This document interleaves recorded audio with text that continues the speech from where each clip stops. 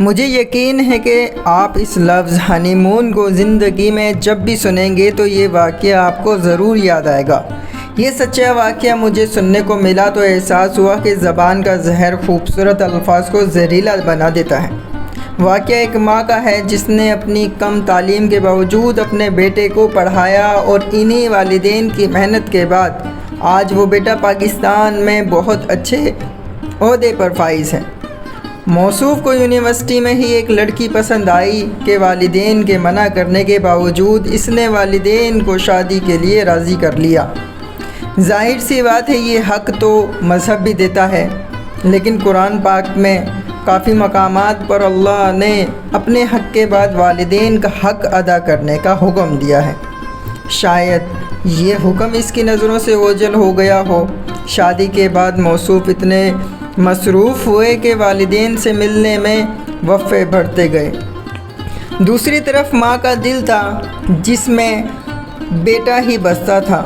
ایک دن بیٹھے بیٹھے اچانک شور سے فرمائش کرنے لگی کہ بیٹے کی یاد ستا رہی ہے، اس کے پاس لاہور لے چلو۔ میاں نے عقل مندی کا مظاہرہ کیا اور بیوی کو بہت سمجھایا، مگر ماں تھی، جیت گئی۔ ٹائم کی پرواہ کیے بغیر سرپرائز کے چکر میں وہ کوچ پکڑی جس نے صبح سویرے لاہور پہنچا دیا۔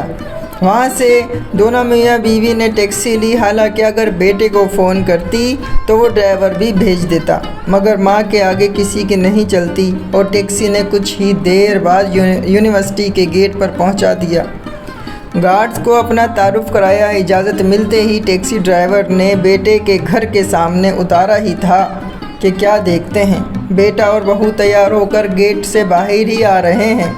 ماں بیٹے سے ملنے کو بے تاب آگے بڑھی۔ قریب آنے پر ماں کے کانوں میں بہو کی آواز آئی، اپنا ہنی مون منانے آ گئے ہیں۔ مگر بیٹے نے آگے بڑھ کر ماں باپ دونوں کو وہیں لان میں موجود لوہے کی کرسیوں پر نہ صرف بٹھایا بلکہ گھر میں ملازموں کے باوجود حاتم طائی کی سخاوت کا مظاہرہ کرتے ہوئے دونوں کو ناشتے اور واپسی کی ٹکٹس کے پیسے بھی اس معذرت کے ساتھ دیے کہ میں ایک سیمینار اٹینڈ کرنے جا رہا ہوں، آپ لوگ اڈے سے ناشتہ کر کے واپس بہاولپور چلے جائیں۔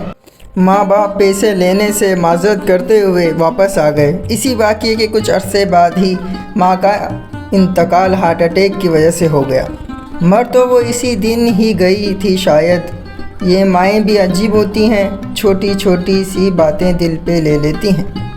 دوستو، اگر ویڈیو اچھی لگی ہو تو لائک کیجیے گا اور اپنی ماں کے لیے ایک کامنٹ ضرور لکھیے گا۔